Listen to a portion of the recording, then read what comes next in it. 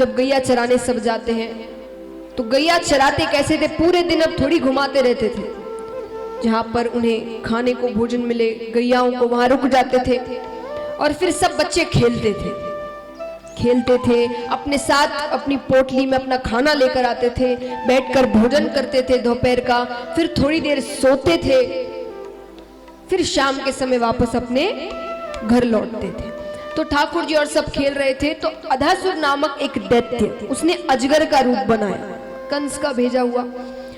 तो बच्चे जिस रास्ते में खेल रहे थे, पहले ऐसे बड़े मैदान की जगह ऐसी गलियां होती थी, और ब्रज में तो गलियां काफी है, जो गए होंगे उन्होंने देखा होगा, ब्रज में काफी गलियां हैं, तो गलियों में खेलते थे। तो अजगर ने एक रास्ते में अपना मुख खोलकर वो बैठ गया, ऐसा लग रहा था मानो कोई गुफा है, एक गली से कोई गुफा होती हुई जा रही है। तो सब बच्चे खेलते खेलते खेलते अजगर के मुख के अंदर चले जाते अंदर अंधेरा है तो ठाकुर जी उसका फायदा उठाते हैं।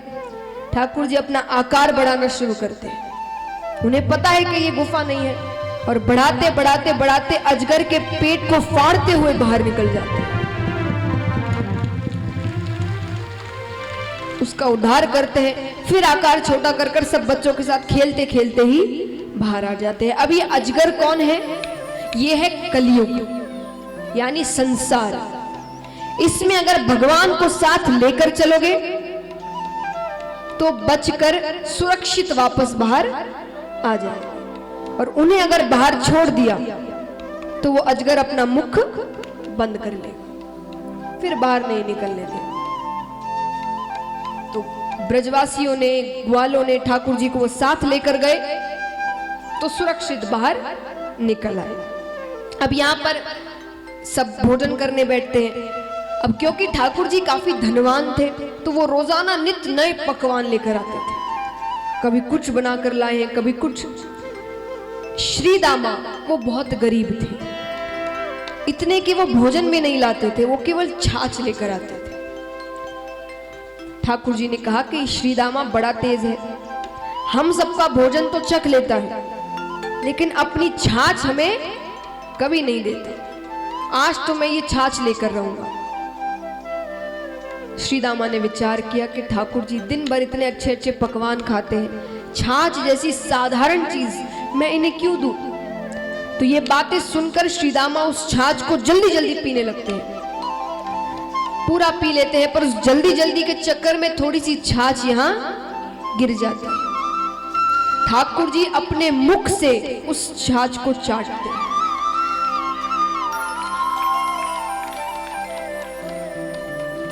अब ये दृश्य ऊपर से ब्रह्मा जी देख रहे हैं, ब्रह्मा जी कहते ये भगवान नहीं हो सकते, ये ग्वालों की जूठन खा रहे हैं,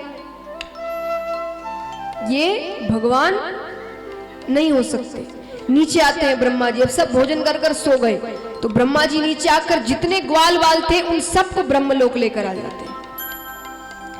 ठाकुर जी नींद से जगते हैं, कोई आसपास नहीं, पर उनसे कुछ छिपा नहीं है, तो अपने अंश से ठाकुर जी उतने ही ग्वालपाल उत्पन्न करते हैं।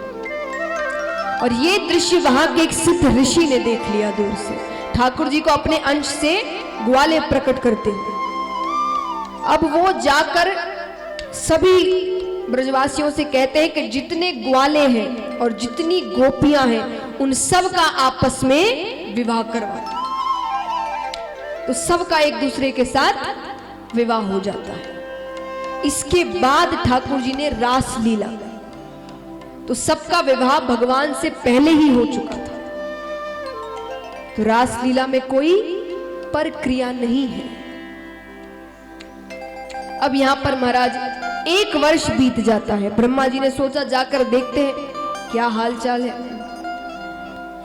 नीचे आते हैं तो सब कुछ वैसा का वैसा, उतने ही ग्वाले हैं, खेल रहे हैं।